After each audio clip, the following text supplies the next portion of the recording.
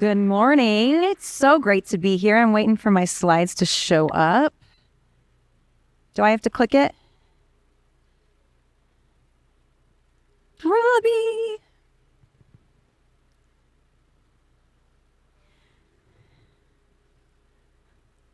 Oh, it's not in the confidence. There it is. Okay. Whew, that was a close one. Now I'm waiting for... Oh, Tavis turned it off on me. Oh my goodness. Oh, there's nothing like going first and getting all the kinks out, right? Okay. Welcome to DevOps Days Rockies. I'm so excited to be here. I used to be an organizer a long time ago at a different DevOps Days, so I know exactly how much heart and soul goes into this amazing event. So if you see an organizer around you, please be sure to pat them on the back and tell them what an amazing job they're doing. Okay, why isn't the clicker working? Because I turned it off. Jeez. Okay. Okay, we're going to get there. Don't worry, y'all. Stay with me. Okay. So, firewalls and friendships, building a balanced professional network. First, I'm going to tell you a little bit about why I care about it, and then I'll get into why you should. Oh, you know what, Robbie? This one isn't working with my notes. But I'll keep going. Okay, so a long time ago, I was a casting director, or I got my degree in film, and then I started the early part of my job as a casting director. And it was a completely people-centric job, right, as you can imagine. I was looking at roles all day long and people to play those roles and working with people to decide on the people to play those roles and all that. Extremely people-centric, and I loved it. I love people-centric stuff. And then fast forward to when I got into technology about 10 or so years ago. And I chose DevOps specifically because DevOps has always been about people. Still working on this, Robbie? I'm like somewhat memorized, but not quite there. It's the notes. Please hold. So, okay, let's see how far I can get without notes. Oh, it's not clicking anymore.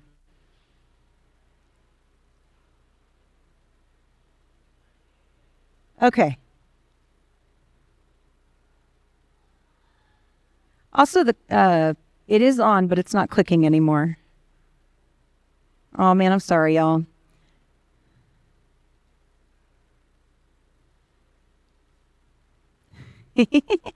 Okay, there we go. No?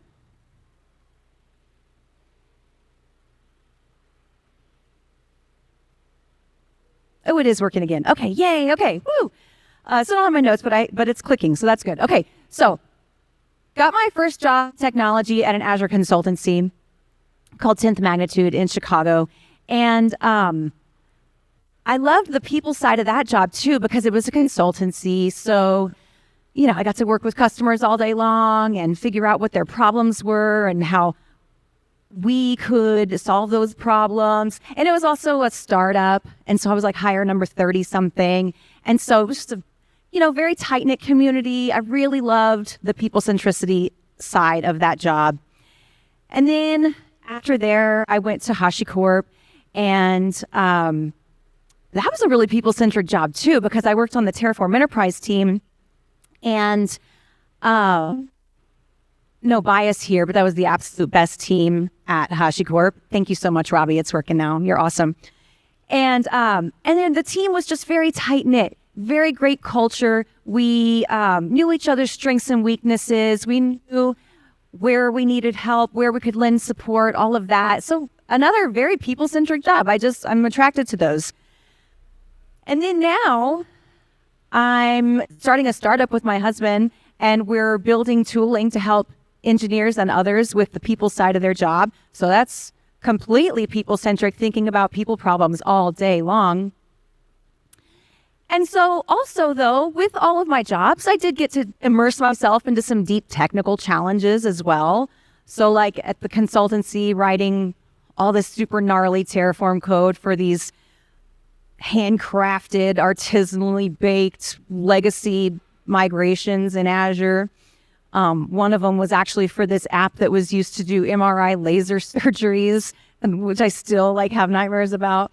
And then at HashiCorp, getting to write a ton of Go modules. We completely refactored the Terraform Enterprise services from a multi-container approach to a single container approach. And then now at the startup, going from idea to GA and learning all the different technologies in between to get there. That's been fun and deeply technical, obviously.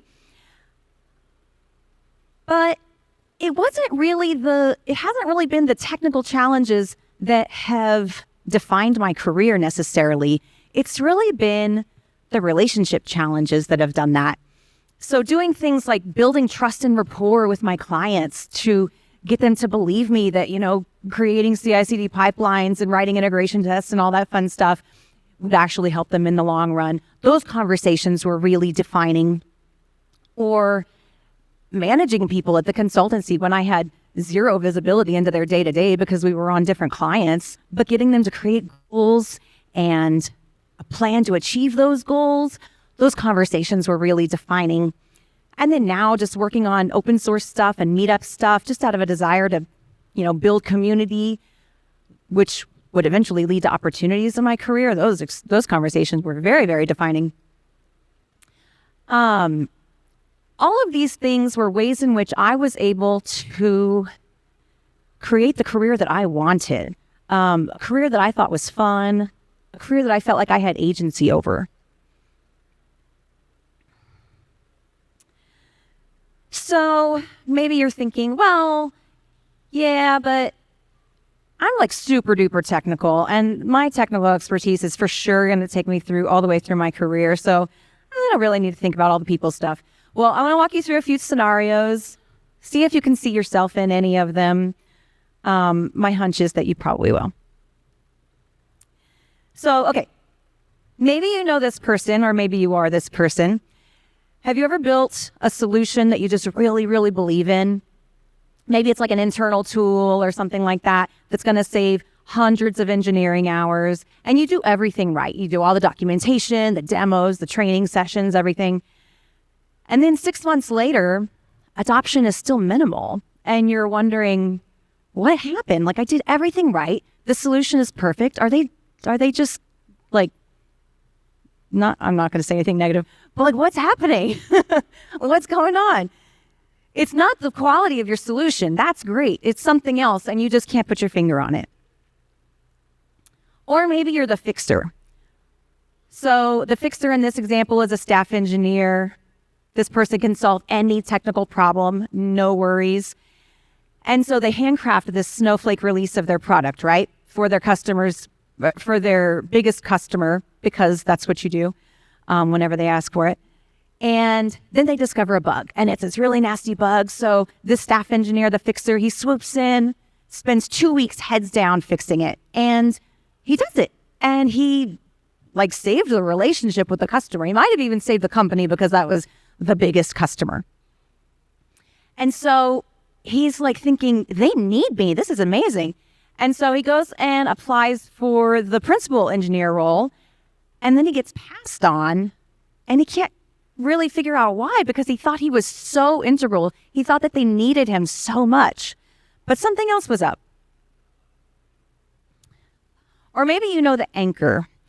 So the company announces a new, big, exciting project using tech that this person has been studying in his own time, and he's so excited about it. And so he goes and he expresses interest, and he's like, oh my gosh, I'm so the perfect person for this. I've been studying it on my own time. Let's do this. So he waits a couple of weeks after he expressed interest, and then he realized that the team formed without him. And he's like, what? Why would they just pass? I'm the perfect person for this. But he realized that it's his subject matter expertise and his deep technical knowledge that's actually anchoring him in place just when he wanted to move on to something more exciting. Or this one, sadly, is familiar to a lot of us nowadays. Your company's restructuring and you've been mulling over your options for weeks now. What are you going to do if you're affected? And in those moments, you panic because you realize that your professional connections outside of your company have just completely dwindled over time. You've been so heads down doing really good work at your company. And so you jump on LinkedIn and you start commenting on things to hopefully revive your network, and you're wondering if that's enough. Or maybe you think that you're doing everything right and you are a really great manager. You're like the best, like everybody on your team is like, this is the best manager I've ever had. You're an advocate.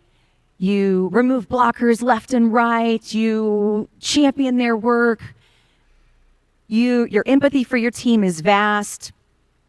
And then your director leaves and you're like, oh my gosh, I'm so going to apply for this role. I'm perfect for it because I'm the best manager ever.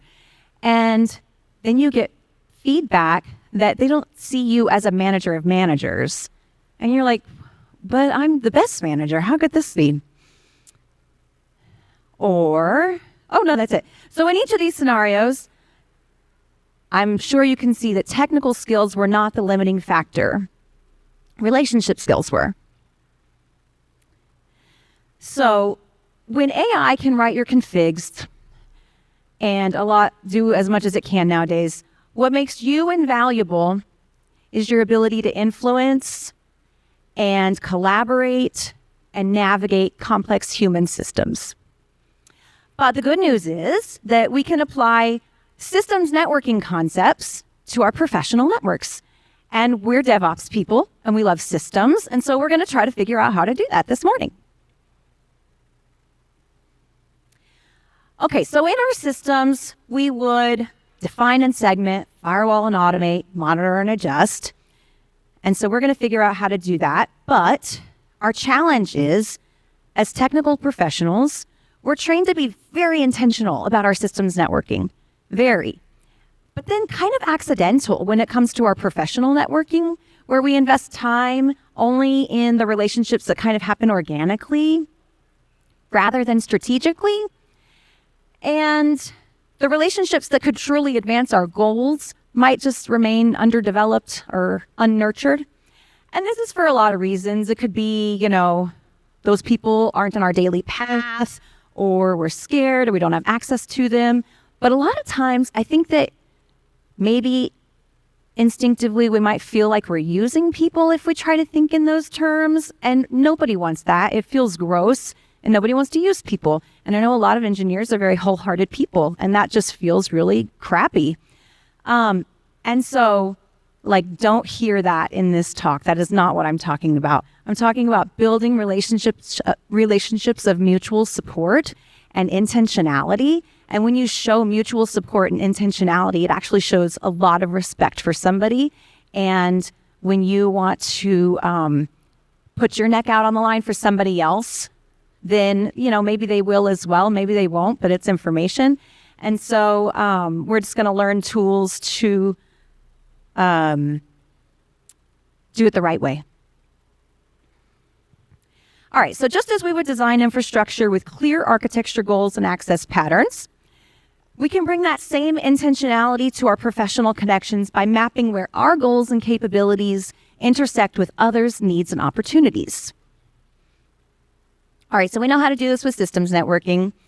We identify system architecture goals. So we can look at this simple architecture diagram right here, and we can pretty much tell what it's doing, right? We can kind of see that it's a web app. It's got a DB subnet, an app subnet, a web subnet. We know what it's doing because it's extremely clearly defined, even in its simplicity, especially because of its simplicity. So we determine the required connections. We create the subnets by function. We apply the principle of least privilege. And the simplicity is key here because security isn't achieved through complexity and obfuscation. It's about clarity and intentionality. So how do we draw out the system architecture for your professional network then? First, we need to start with really clear career objectives. And I'm not talking about what's your career matrix or your career ladder or whatever, the company imposed things. I'm talking about what do you really want? Like, do you want to be the team lead? Do you want to be a manager? Do you want to be an entrepreneur? Do you want to hike and ski on the weekends, not get paid by your company? Whatever it is. And then we need to determine which relationships are required to get there. And the number of people that's required to get there is going to be a lot smaller than you think, because we can only have about 150 meaningful relationships if we remember Dunbar's number. And that includes your close family and friends. So beyond that, who's left over? You don't have time to know all 800 people in your LinkedIn. So the higher the number, the less meaningful the interactions are going to be. So we're going to be talking about a pretty low number of people right now. All right, so then we define clear roles and access levels for those people. And that's, again, I'm not advocating for like exclusivity for the sake of gatekeeping or snobbery or anything like that. But this is about creating boundaries and having intentions around the people that you want to create these key relationships with. So if we're thinking about a VNet or, virtual network or VPC or whatever you want to call it, of people and subnets in there of people, we can think about dividing them into different categories that would support different intentions. So when you think about all the people that you would put in that, and remember it's a small number, not LinkedIn numbers, like look at these numbers. These are like the number of people that you could call all in one day if you needed to. Like who's a fan of your work? Who wants to see you succeed? Who are you a fan of? Who do you want to see succeed? And these can be people anywhere in their career, some in front of you, some behind you. It takes all levels. And so we're going to go through each of these subnets and we're going to talk about the importance of each one. Okay, so first we've got our align subnet. So these are the people with whom you want to align. So these can be people like your stakeholders, anybody in your upward chain of command, your boss, obviously, mentors, anyone who has a vested interest in the outcome of your work. And your goal for them is to make them look good, do really good work because they're counting on your work, for their jobs. And so hopefully if you make them look really good, then maybe they'll vouch for you when you're not in the room. So if you remember the advocate, that like perfect manager scenario, she spent so much time on her direct reports and she was an amazing manager, but she had neglected to align with her stakeholders. And so when they were in that room discussing who was going to be the director, nobody vouched for her. Then we want to think about the people that we want to partner with. So these are like your close people, your peers, the people you work with day in and day out. They all report to your same boss probably, stuff like that. So your goal with these people is to support their missions, have shared objectives, and this is going to make you more collaborative, less competitive with them, and you're all going to share in a strategic objective. So if you remember the anchor, he was so busy off in his own world being an SME that he didn't create a system where he was able to share his subject matter expertise with anyone. And he was off being a lone wolf exactly when when this new team that he wanted to be on needed a team player. And so because he didn't partner with anyone, because he didn't share anybody else's strategic objectives, it kind of isolated him, which made him the anchor. Okay, so next we have the group that we want to guide with, or that we want to guide. And these are going to be the people opposite of the align group, right? You're responsible for the outcome of their work. And so maybe you're their manager, maybe you're their tech lead, maybe you're their team lead. This is anybody that looks to you for guidance and leadership. So this number could be 0 for sure, but I would just encourage everybody to find somebody to put into their guide subnet. I just think that there's ways that which we can grow when you have somebody to guide that is just really kind of hard to come by otherwise. And so your goal for this group is just to give these people the support that they need, help them to grow. This is going to help you to grow also in that same way. And then hopefully they'll also support your mission. So if you remember the fixer, so he was off building that Snowflake release, remember? And what happened was that maybe his team, he was a staff engineer, and so the rest of his team was kind of getting ignored, maybe a little resentful. And he was off in his own world, not sharing his leadership with the rest of his team. And he kind of forgot that staff engineer is actually a leadership position. And so the reason that he didn't get the principal engineer role is because he didn't create a system that scaled beyond himself. All right, so then there's the people that you want to network with, and this is just kind of everybody else. And these are the people who maybe you see a little less frequently, but they're still really important because y'all all share the same values. You connect with each other and you're fans of each other's work because y'all all kind of share in this shared culture, shared values.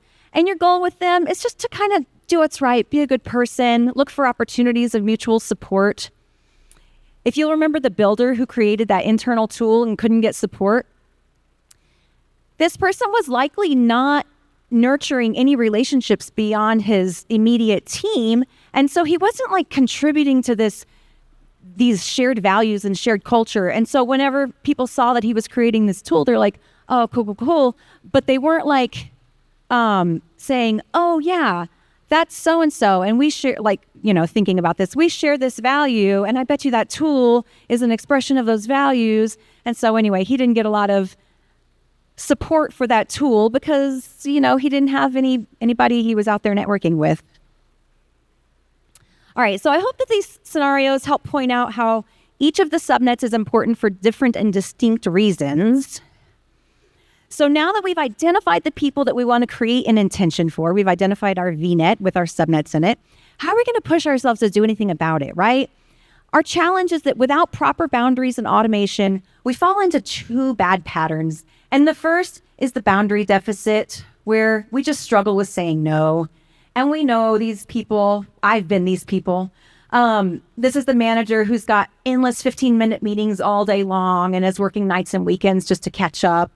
Or the engineer who becomes everybody's unofficial help desk because she doesn't want to say no to anyone. Or the SRE who's monitoring every single Slack channel just in case because he wants to stay on top of everything. Or sometimes we fall into the just-in-time networking trap. And this one's kind of ugly. This is when you're activating relationships only when you need something. And I know that you've probably been on the receiving end of that too, and it just doesn't feel good. So this is like when you approach leaders only during promotion cycles, or you're engaging stakeholders only when you need project approval, or you're trying to rebuild your external connections only when layoffs are looming.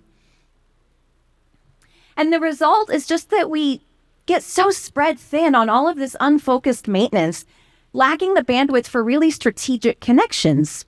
And this forces us to be reactive exactly when authenticity matters the most.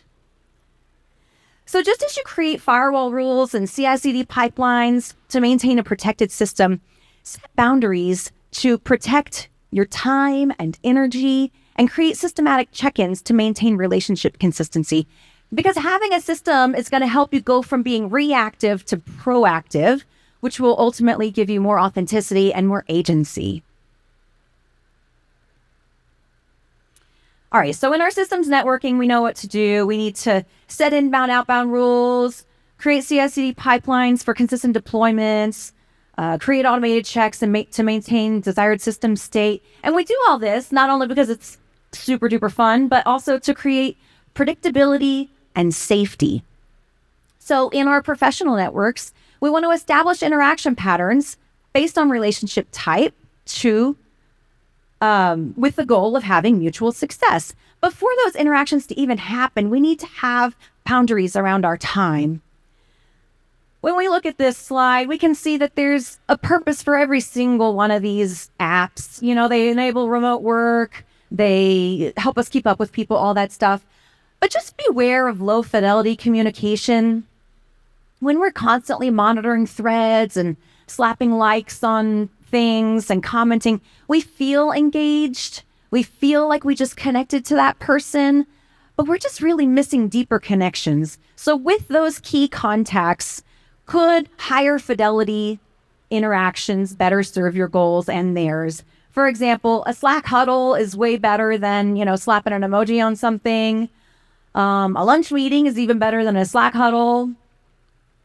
Or like an offsite is super high fidelity communication. So always be thinking about not trading these high fidelity interactions for the masses of low fidelity ones that are out there screaming at us.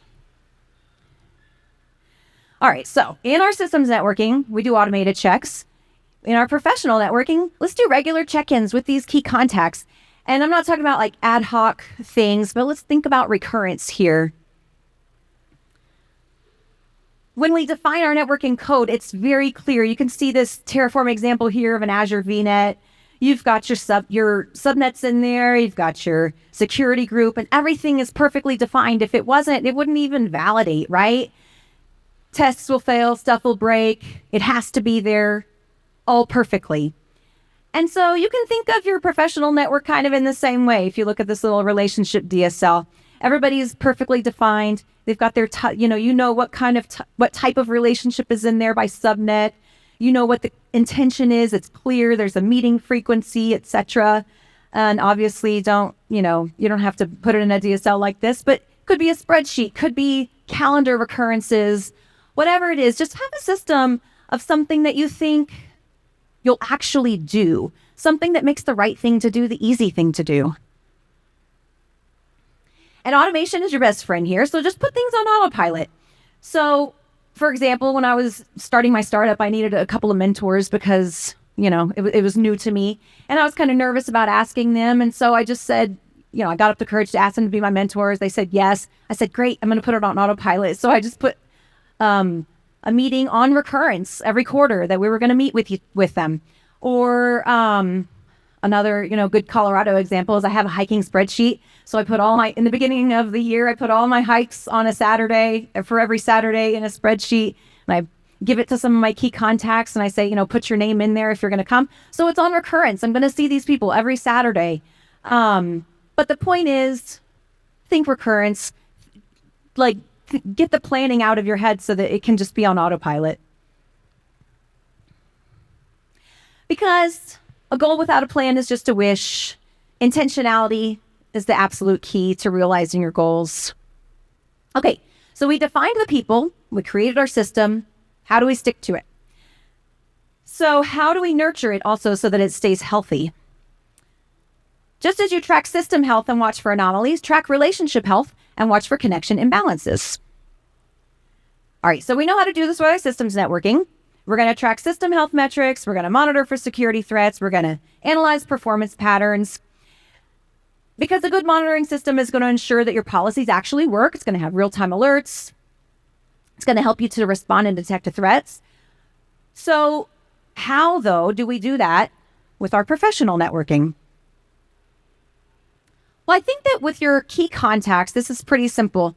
Just journal it, right? Like when you've got your meeting notes, and how often do you write down what you felt about it?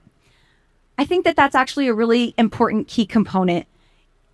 If you've met with somebody for the last, 3 or 4 times and you felt pretty crappy about it, like the last 3 times, that's good data, right? That's just really good observability. Like there's some misalignment there. You've also written down the facts there. You write down the facts and the feelings. And so you can look at your facts and you can go, okay, what happened here? Where's the misalignment? Having both of them there separately is good data. Conversely, if you've had, 4 or 5 really great meetings in a row, you feel great, things are really you got great vibes together. Maybe that's a real ally, or maybe you've got really great alignment. You can get stuff done with this person. So the point is, when you've got both facts and feelings there, It's great data, great observability for you to take action on. And when you're doing that, look for things like reciprocity, like who's initiating, who's benefiting. Am I initiating? Am I benefiting? Energy balance, who's energizing, who's draining, influence flow. Are your ideas gaining traction? Are you listening to other people's ideas? Always look for balance in all of these things. And then do regular network health checks and then adjust based on that data. So that can look like, making sure there's a good balance of internal and external connections, like you're not just talking to the people inside your company, you're talking to people outside as well. Do you have cross-functional reach? Do you have access to decision makers? And then try to adjust based on the data that you're taking in. So be sure that you're spending time where it matters. For instance, do you need to prune any energy draining connections or strengthen positive relationships? And then just think about maybe rebalancing this maybe quarterly or so. Okay, so when we look at all the steps that we went through, the absolute key to all of this is just like an extra dose of intentionality. Focus your limited time and energy on where it matters. Because we've all seen the downsides to this too. We've seen the person 12 years at the company who's all of a sudden laid off and their network has completely vanished and they don't know what to do. We've seen the respected internal expert completely unknown outside of their own company walls, or the leader whose relationships completely vanish during a restructuring. And I don't want any of that to happen to any of y'all, because like disaster recovery, professional relationships work best as an ongoing practice, not emergency response. Because the painful truth is, professional networks take a long time to build, not just overnight. So if you start when you need one, then you're already months behind. Okay, so to sum it all up, if you're struggling in any way to get promoted, to start your own venture, to be taken seriously, to be seen as a leader, whatever it is, just try this extra dose of intentionality and observability. Our world just really isn't set up for these connections to happen naturally. It's more set up for, click and comment. But my hunch is that if you take that extra dose of intentionality and effort, that I think that your career is going to change in a really positive way. I think that you're going to see more autonomy, more agency in it. And it's going to be more rewarding, and you're going to be able to help more people. So I really, really, really hope you'll try this. And I really hope that you'll reach out to me and tell me what happened for you and what changed when you did. I've got a few stickers and cards up here also if you don't catch this QR code to reach out to me. But that's all I have today. Thank you so much for letting me talk to y'all today. Thanks. We do have a couple of minutes for some questions. Questions? Yes. This might be a dumb question. You mentioned minotaurs? I don't think I did. Okay, it sounds okay. I was going to ask what a minotaur was. It sounded. You heard minotaurs too?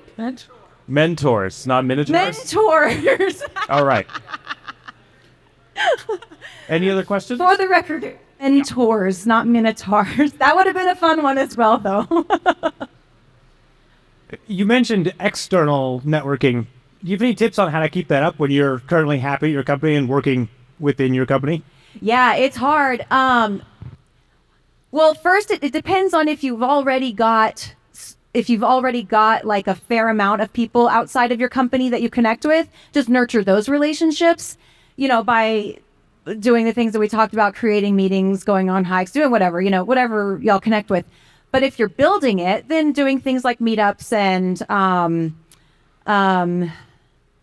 it just depends on the particular, of course, DevOps days, DevOps meetup, all those things.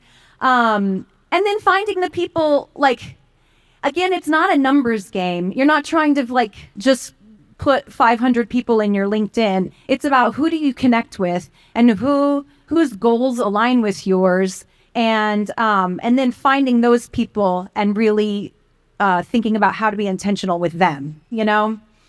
Does that help? Okay. Yeah, of course. Anybody else? There's, All right, we go. you have time Yeah, for that? one more. Yeah, okay, yeah. sorry. No worries.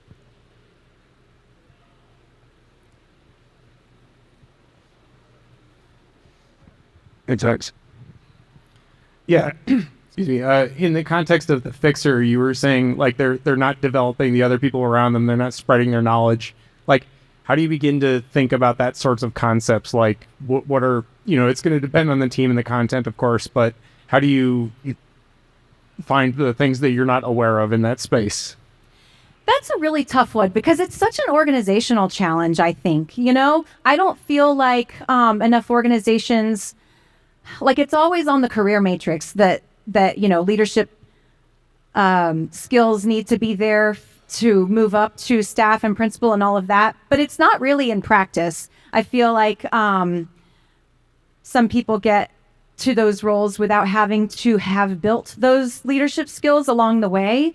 And so if you do find yourself in that position and then stuck because you haven't grown those leadership skills and then you can't move, there's a ceiling all of a sudden, then I just think it's about like sharing everything that you know with the people around you. Like it sounds so simple, but like for that snowflake release, they could have brought a couple of people in there with them to help with it, or they could have it just didn't have to be a one-man show, like anytime a staff or a principal engineer or anything like that is one man showing it, one woman showing it, whatever, it should be a red flag, and they should just think, how can I bring others into this? How can I share my knowledge?